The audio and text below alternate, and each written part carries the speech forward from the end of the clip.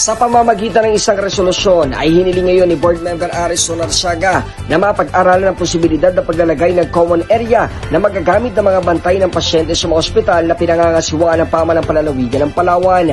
Ayon kay Arsiaga, ang pasilidad na ito ay maglalaman ng mga lutuan, banyo at resting area para sa mga kaanak na mga pasyenteng isinusugod sa mga pampublikong ospital sa Palawan.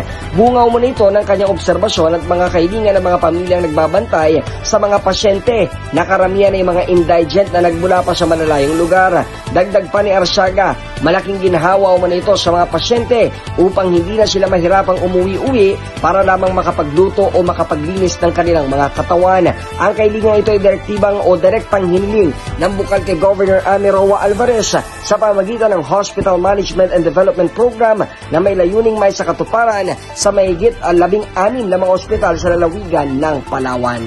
Ako, si JB Wanich ng GMA Super Radio Palawan, dapat totoo.